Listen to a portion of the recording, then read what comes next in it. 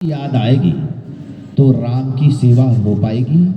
नहीं हो पाएगी। जब तुझे मेरी याद आएगी तो क्या जानकी सीता की सेवा हो पाएगी? उधर चुप हो जाते हैं। फिर बाद में एक और चिंतन देगा। अच्छा ये बता, तू 14 वर्ष की अवधि में वहां पर जंगल में रहेगा। 1 वर्ष नहीं है, 2 वर्ष नहीं है, 14 वर्ष की अवधि बहुत बड़ी होती है। तू वहां पर जंगल में कैसे रहेगा? तुझे अयोध्या की याद नहीं आएगी? देखिए बहुत सुंदर चिंतन देती है। बाद में देखिएगा आप कितना बढ़िया चिंतन। अगर ऐसे माँ चिंतन देती तो आज देश कितना उत्तम गति में होता, हमारी संतान उत्तम होती। कहते कि अगर माँ ने कहा, लक्ष्मण के माँ ने कहा कि अगर तू वहां पर रहेगा तो क्या तुझे अयोध्या की याद नहीं आएगी? उस जंगल में कैसे रहेगा तू?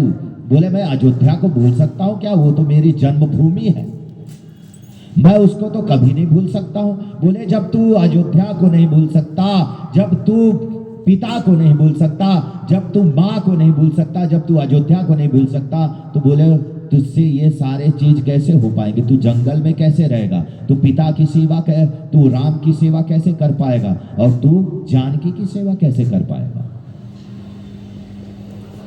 तब उधर चुप हो जाते हैं। तब उन्होंने सोचा कि अब ये मेरा पुत्र शांत है, उसके पास उत्तर नहीं है। तो माँ ने कहा बेटा जब तूने संकल्प ले ही लिया है तो मैं ये संकल्प तेरा टूटने नहीं दूंगी।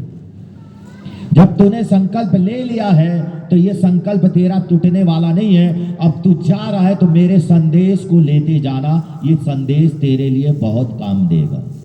अब वहां पर मां देखिए क्या चिंतन देती है। सबसे पहला प्रश्न, जब तू जाएगा वन में, तो तू वन में जाएगा तो तुझे पिता की याद आएगी, तो तू क्या करेगा? तब उधर कहा रामम दशरथम विद्धि,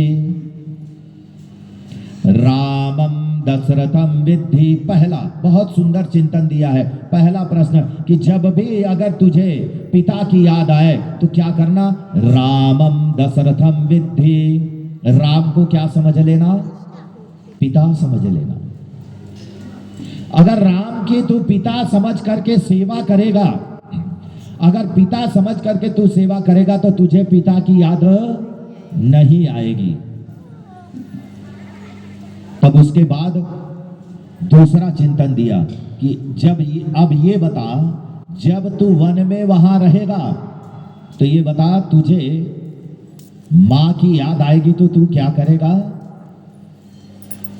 तो मां की याद आएगी तो क्या करेगा?